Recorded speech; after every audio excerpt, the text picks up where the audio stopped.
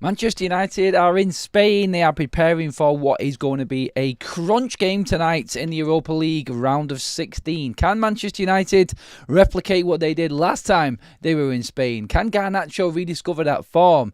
Maybe it will inspire him. He got that brilliant goal last time here when United beat Sociedad 1-0. More of the same tonight, please. Any victory heading into that second leg next week at Old Trafford would be fine for Manchester United. It would definitely give us that much-needed confidence boost. Also, going into a crunch game against Arsenal this weekend as well. This is your warm-up here on Forever United TV. I'm Adam. Welcome along to the show, everybody. We are counting down to kick-off. It is Manchester United away in the first leg against Real Sociedad of Spain in La Liga.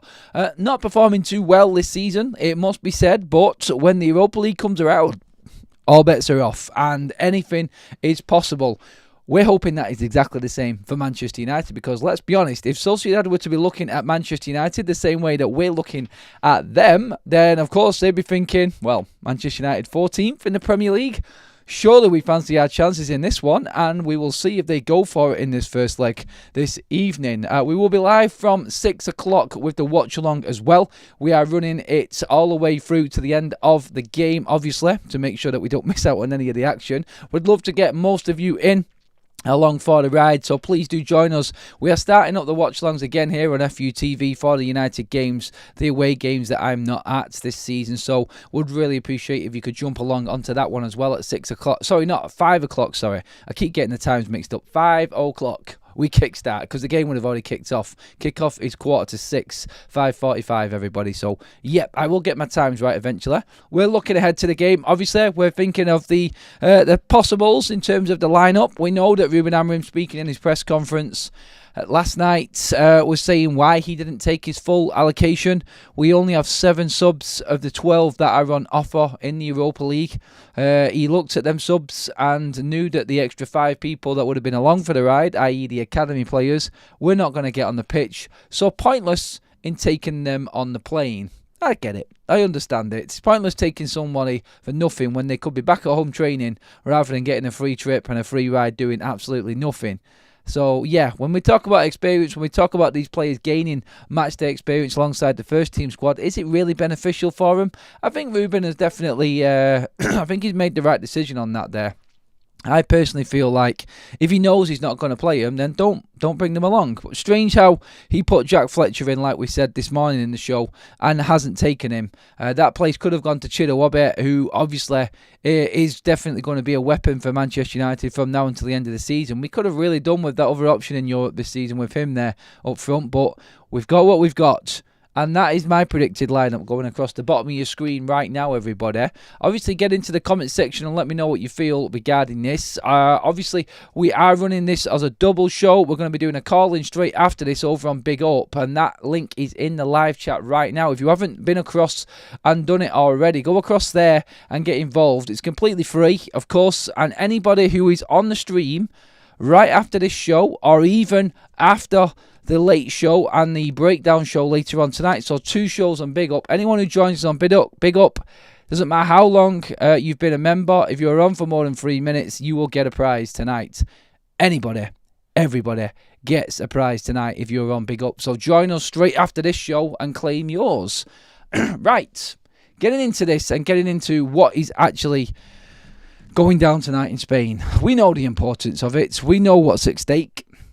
Ruben's been talking Champions League in his press conferences, Matthias de Ligt, the humiliation of being where we are, the pressure of being at Manchester United and being one of the worst Manchester United teams in history.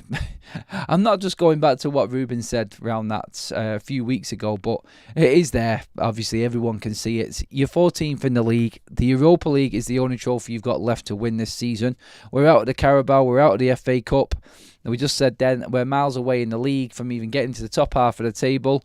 Can United surprise everybody this season and somehow, miraculously, get through the back door into the Champions League next season? It would change everything. Like Ruben Amorim said in his presser, United being in the Champions League changes so much in terms of preparation and the summer ahead for Manchester United. Just quickly on that as well, we did bring you the news earlier on, and this is starting to gather momentum right now. 18-year-old right-footed centre-back Juan Jimenez is close to becoming a Manchester United player. The idea is that he stays in Rosario Central over in Argentina until the end of the year and then goes to England. So he's contracted in until December 2025. So his contract runs out this year, which, if everything, there is no sums or fees been mentioned at all in any of this news. I'm guessing with it being in the last year of his contract and him just starting his season off again over there in Argentina, that he will just run that contract down till the end of the year. And then, obviously, we'll just come and join Manchester United, possibly in December on a free transfer. But obviously, with less than a year to go on his current contract, in fact, 9 months left of his current deal, it would look like that is another free transfer for Manchester United. And another young 18-year-old defender from South America. We've already got one coming in, an 18-year-old in Diego Leon.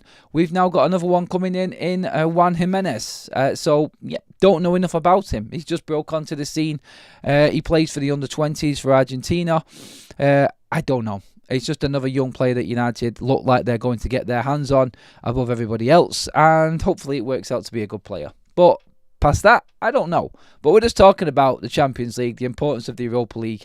Is it going to be a summer of that, with United looking for the bargain basement stuff, looking for players that are running out of contracts, younger players that may be unproven but cheaper to buy for Manchester United? Is that going to be the case going into the summer? Or can United actually buy their top targets? If we do win the Europa League, I think top targets will definitely be there for United to get, because we know that it brings the Champions League football next season. That would be absolutely massive for Manchester United. So when you look at that, when you look at the importance, yes, it may just be a Europa League game tonight. The big games were all last night. The Champions League was amazing this week. Some of the games were absolutely brilliant.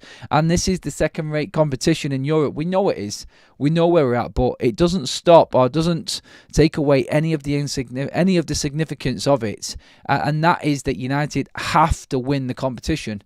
Have we got enough? We've seen the squad. Who have we got to come back into this squad that's going to change anything? Well, obviously, from tonight, we know that Manuel Ugarte and Harry Maguire are missing, obviously through knocks. Ruben Amorim did confirm in the press conference that both of them players are minor and just precautionary at this stage, and he didn't say they will be available for Arsenal at weekend, but hopefully they are back in Manchester United's matchday squad when the squad do arrive back in Manchester later on tonight, apparently. Straight from the stadium back to Manchester to try and recover, ready for that game against Arsenal on Sunday. So Harry and Manuel Ugarte hopefully back in action this weekend, or available at least. Toby Collier is back in the matchday squad. I haven't put him in my predicted 11 because I'm thinking Ruben Amorim is going to just ease him back in. Obviously, we'll have Kobbie Mainoo to come back into Manchester United sides throughout the rest of the season. But that's it. Toby Collier, Kobbie Mainoo, there is no one else. There is no one else that Manchester United have available for them in this competition, which is why I feel like most of the Manchester United fan base are not confident that anything is going to change. They're not confident that Manchester United are going to be able to progress in this competition because, like we said this morning, Ruben Amorim is trying to defend his forwards, but these forwards need to actually start producing the goods. If they're not going to score goals, there's no one else to fall back on. This is it. This is all we've got. Xerxes, Højlund, Garnacho. Doesn't bode well. We don't have that natural goal scorer in our side. And Bruno Fernandes cannot do everything. So we're relying on hope. We're relying on these players stepping up and doing something that we've not already seen this season. I am not overly optimistic, I'm going to be honest.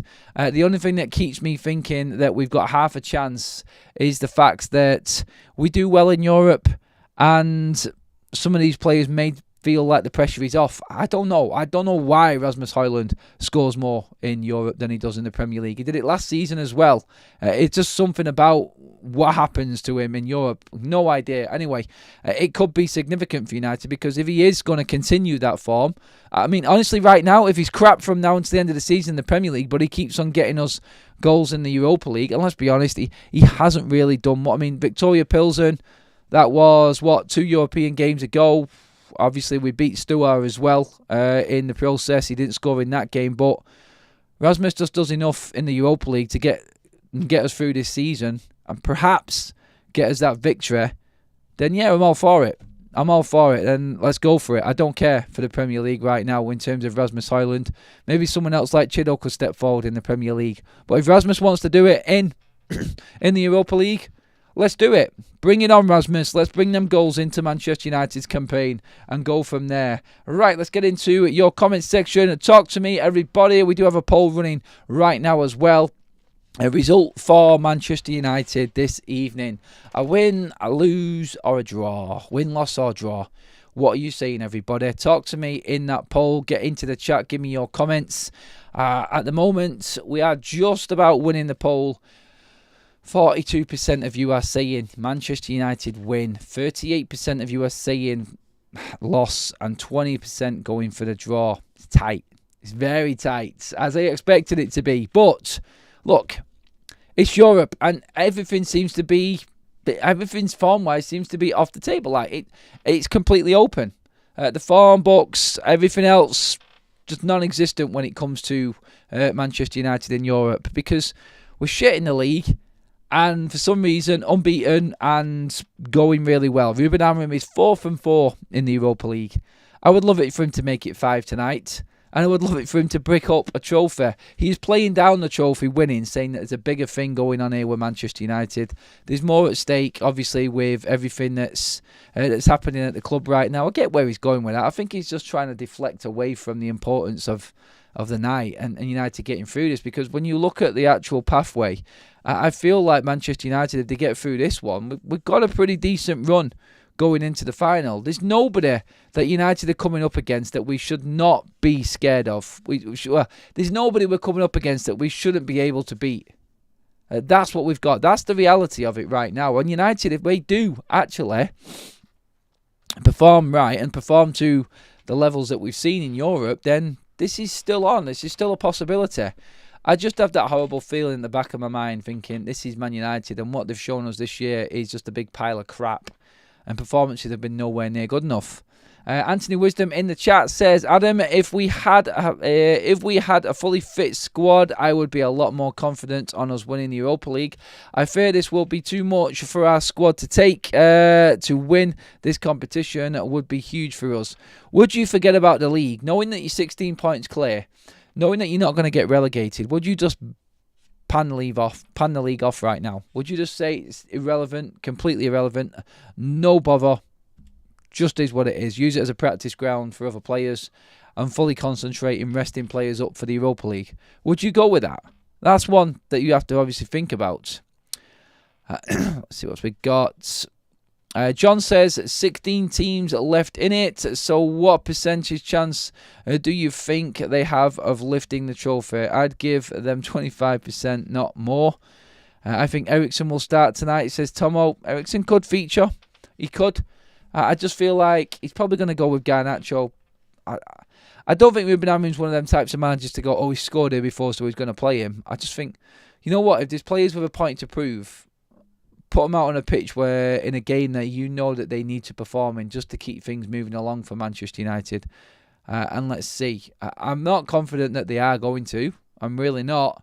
And I feel like he is going to test these players today. I think he's going to trust in the team. Obviously, he puts out on the pitch. He has to. But I think he's going to be looking at the players today saying, look, this is your last chance. If they don't perform in the Europa League and they don't give everything in these games, then they're definitely out the door in the summer. If Garnacho keeps underperforming, if Højlund keeps underperforming, not scoring the goals necessary, then they're out the door. It's as simple as that in the summer. They're going to be gone. And I think this is what he's looking at right now. Show me what you've got. Show me that you care. Show me that you can change this season. You can turn it around by doing something that nobody thinks you can do, because everybody's writing Manchester United off right now. Everybody's writing us off. So let's see. I feel like that's how I would be looking at it. I would be asking these questions to the players. I'll be looking at them. I'll be looking in their eyes in that changing room, and I'll be going, are you going to give anything more? Because quite clearly you're not giving enough. This is your moment. This will salvage the season. This team has got away with winning cups the last 2 seasons and winning cups and just getting by. Is this their cup this season? I would still dissect the squad anyway, even at the end of the season. Even if this lot won the Europa League, I wouldn't give them the chance going into next season. I think they've failed Manchester United no matter what they do this season right now. Even if they do win the Europa League, I'd still be selling most of them in the summer. 100%. Anyway, more comments flying in. Let's get into them. Mr. Dacia Sandero says, "Hi Adam, to have any chance tonight, Amorim has to be telling our midfielders to create chances for Rasmus." That's easier said than done, mate. I think he's got to get in the right position for them to want to pass the ball to him. He doesn't get in the right areas, mate. That's the problem with him. And you don't get to tell the midfielders or moan or bemoan anything as a striker like Rasmus unless you're in that right position. If Garnacho doesn't pass it to him, if Bruno doesn't pick out that ball and is in the perfect spot, then the blame is solely on them. But let's be honest, he isn't getting in the right positions anyway, and maybe that's the confidence in the midfield not passing to him. Rasmus also must be clear on his instructions, so it's easy for us to find him. Equals Anano. Please have a good game. We don't score goals, Adam.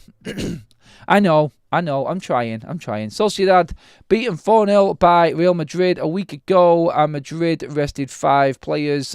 We will probably lose. Says everything. No, they were beaten 4-0 by Barca and 1-0 by Real Madrid, I think it was, Brett. But it doesn't matter, does it, to us? We're worse than them league form-wise. So, yeah, that's how I see it. If we had Agate and Ahmad back, I'd allow myself to be quietly confident. But Amorim thinks the world's against him with the things with the timing of all these injuries, sorry. They drew 1-1 Madrid, I think. I think it was 1-0. Something like that. It doesn't really matter, to be honest. They lost the game, but everyone loses to Madrid, don't they? Usually. Unless you're Anthony's Real Betis. I forgot about that one, actually. Kind of tripped myself up with that there. I'll fancy it out of confidence is shots. If we show up and fight, could get a result. They aren't a good team, even considering we aren't great ourselves. I think they're a better team than us. I think they are. Full of internationals and experienced players, like Ruben Amorim said, Real Sociedad. So that's something that we need to look into as well. 2-0 loss, says Baz. Anana with hands on hips for both goals. Don't forget, he'll be having a little drink out of his water bottle, though. They'll fancy it out of confidence. I've read that one before. Sean says 2-1 win. Bruno and then Højlund to get the winner. Don't know why, but I've just got a feeling that's what's going to happen. Interesting. I would take that right now. Honestly, I would take any win. If we take anything back to Old Trafford, I'd feel confident. If United don't take anything back to Old Trafford, I'm not actually confident at Old Trafford in Europe at all. What am I on about? I'm not confident at all at Old Trafford in any competition right now. Anyone can beat United. Hope for tonight. Come on, United. 1-0 win. Veronica says, we've been okay in Europe this year. We did have Bayern in goal, but I have no faith in Anana's at all. Skiliano Eriksson will be more useful in Europe than in the Premier League. He has more time on the ball. There is a shout for Eriksson. Would you play Eriksson tonight? That's the thing. We'll be giving away memberships as well on the watch along this evening as well. So make sure you do join us for that. FUTV memberships are on the go tonight. We will be doing a membership giveaway as well.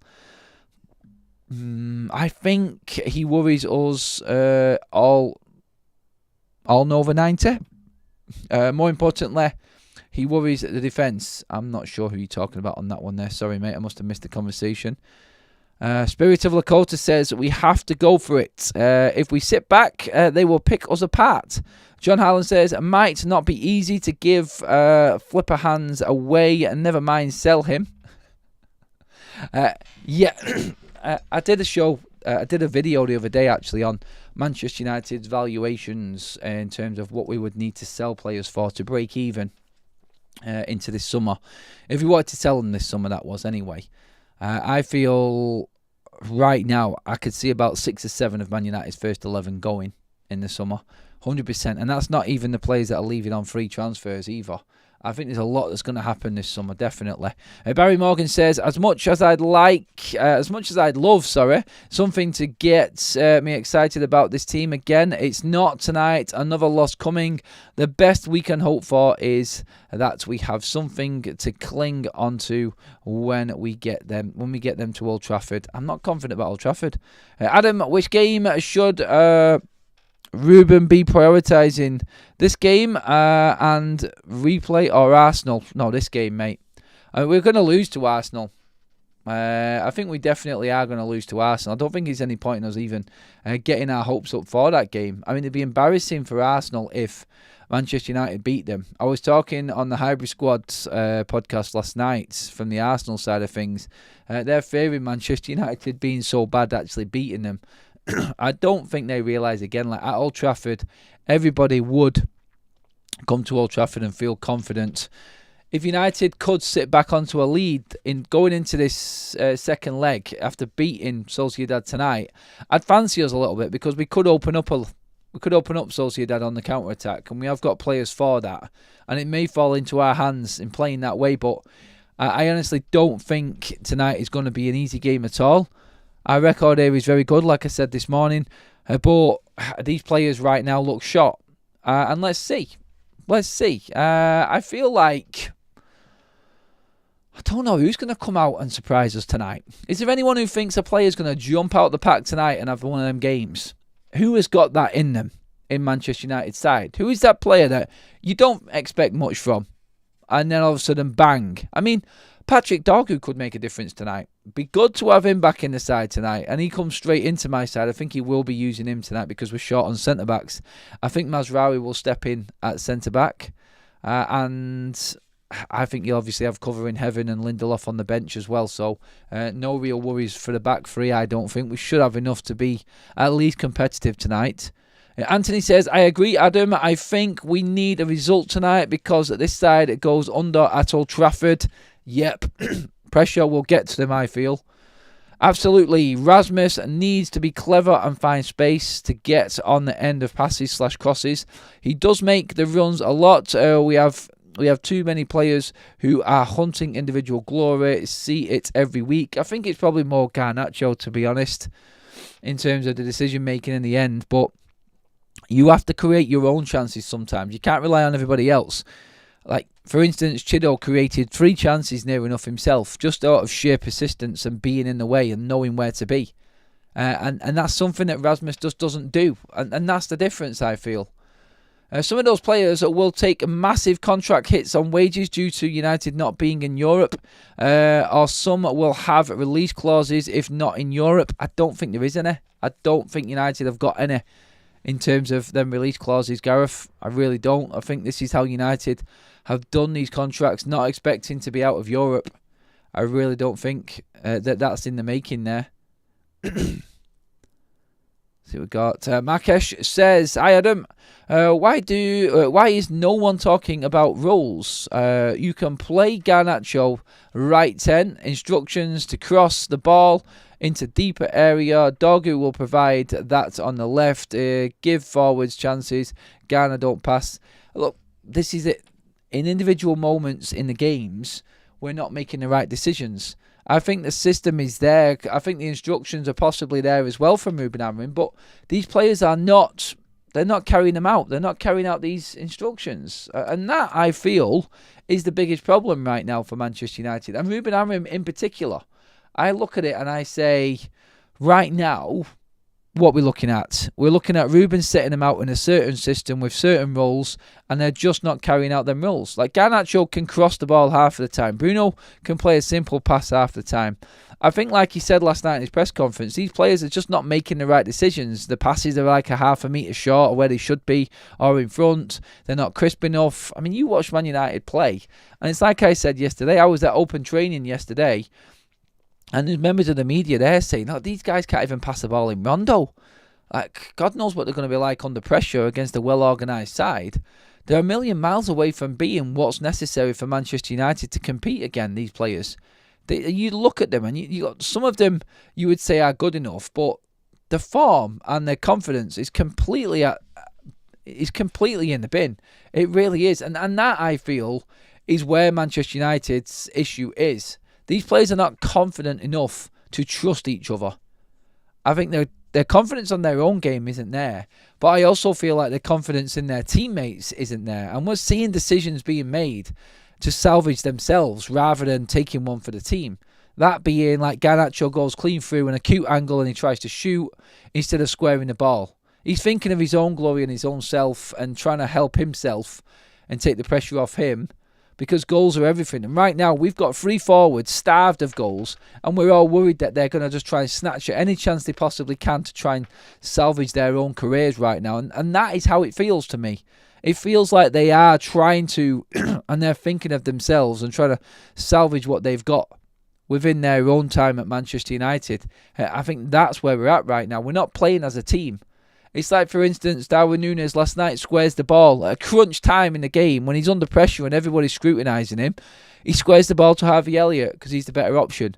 Whereas if it was United player, one of our forwards, we're probably snatching at that chance last night. That's the difference. Liverpool play as a team. City as a team. United just looking for their own glories. And that's the problem. Ruben Amorim has been talking with MUTV as well. A couple of quotes in and around the stadium. I feel he's already arrived at the stadium, and MUTV have been speaking to him already. Ruben Amorim on the fans, he says, "It's amazing. There is no words for our fans for everything that they've been through this season. They are always with us. They are smart also. They want to see the team in a good stadium, especially in a good city. They want to enjoy, and we want to win the game for them to travel back home with a smile on their face." Yeah, basically it. I mean, what else is he supposed to say there? He's going to big up the Manchester United fans. He has to, because there's no way he couldn't. When you look at United right now in the Europa League, we have been alright. We have been half decent. The results have been good. The fans have been there in full voice. If you start to get a few results and you get these fans on board with you, and I said this the other day, a cup run for Manchester United will be absolutely huge. Absolutely huge for United right now. And I think that is what we're looking at right now. I think if we do get on a cup run, we get these fans behind this team for the rest of the season, travelling around Europe, then it's on. It's game on.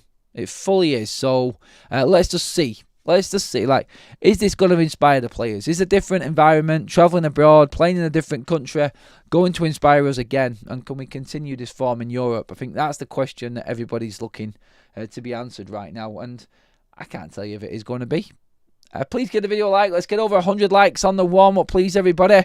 And make sure that you join us on Big Up. The link is in the live chat right now. If you do come over, you get a prize instantly. You only have to be on the stream for 3 minutes with us, and then you get a prize. So everybody who joins us gets virtual money, actually, I think is what it is, to spend with Big Up as well. So make sure that you do join us over there on Big Up for the show. We're hoping to get a few people on, get a few calls in, giving us your thoughts ahead of the game. So please come and say hello and join us. It's a continued warm-up starting here on YouTube and then onto Big Up before the game. We are starting the watch along here on FUTV YouTube at 5 o'clock, everybody. So make sure that you're ready to go at 5. That's when we're going live for the watch along. So big build up to the game and everything in preparation for what, let's be honest, what we hope is going to be one of them nights for United that just gives us something to hold on to. That's all I want. That's all I want. In terms of the player that you're looking at to stand out tonight, is there anyone you think is going to stand out for Manchester United tonight and can do something of the unexpected? Brett says Xerxes will start tonight. Dorgu, as long as Garnacho passes to him, says Michael. Dalot is desperately in need of a game. Oh, yes, he is. 100% he is. And don't forget tonight on the watch along, 5 membership giveaways for FUTV as well. So make sure that you're there on the watch along for that one as well. I'd like to see them play 5-a-side or against the youth team. Trust isn't something you learn in a snooker or bowling. It's familiarity in a positional sense and synergy with players around you. I think they'll be doing plenty of that, Markesh, as well. Henry says, I watched you at the training ground yesterday and I was not impressed at all. Why was Amorim not with the players and instead on another pitch playing with a ball? What sort of coaching is that, Adam? It's a strange one. I'm not saying it's wrong. He has his methods, and who are we to question what Ruben does and what his ritual is? I don't know if he does this every day. I don't know if he just wants to be away from the media. Because at that stage of training, obviously, we've got the media coverage. We're there. We get our footage for around about 15 minutes. And then, obviously, Ruben moves in and the training session goes on to the full-on preparation mode, which you'd expect to be a lot more intense and a little bit more active and less goofing around like it was yesterday. But that was just mainly the warm-up part of training. But yeah, it is strange that Ruben is on another pitch. It is strange that he's nowhere near the team. Again, like, I don't know. It's a weird one, isn't it? But hey, everyone does it their own way. And Ruben has his ways, obviously. He does. Let's get a few more comments in. Dorgu and Rasmus, hopefully, says Mr. Dacia Sandero. He's going for the Danish link there. Bruno to the rescue again, says United Spotlights. More than likely, yes. He did start well in these fixtures, actually, against Sociedad before. So, hopefully, we do see more of Bruno Fernandes again tonight. We are going to need our captain tonight. I think that's clear. We are going to need our captain.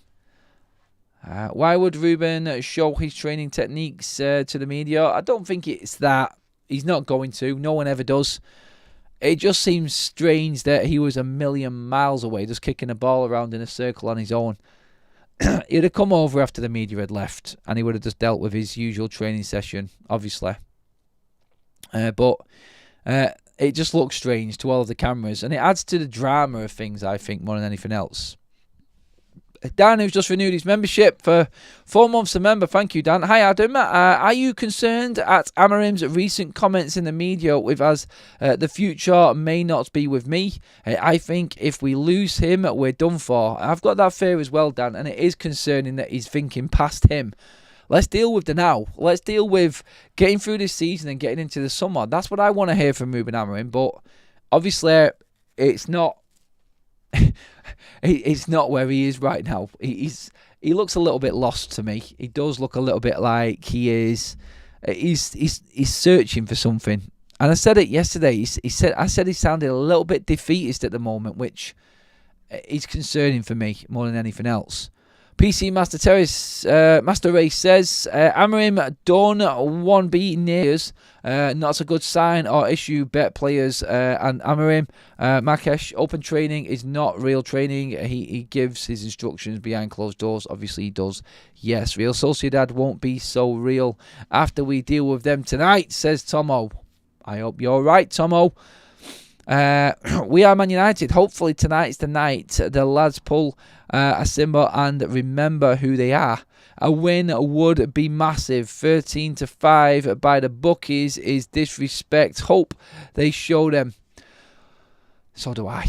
So do I, mates. In United situation, anything adds to the drama. Exactly, Piccolo. Everybody's jumping onto everything. Everybody's jumping onto any little snippet of negativity around United. And Ruben not being with the first team while they're doing their rondos and fanning around with the ball just looks... It doesn't look good. It looks weird. That's what everyone was saying yesterday. It just looks weird and strange. And it doesn't add anything positive to it. Don't count on Xerxes to start after playing so many minutes this weekend. I'd think Eriksson starts to play 60 minutes. Could be a good point, Daniel. We could see changes because of that extra time. And anyone who played in that game may be missing out in the start tonight. We will see, won't we? I think he's thinking when he goes of kicking the ball. He's thinking when he goes of kicking the ball. I think he's thinking, oh, what's he doing and saying in the next session? I don't know.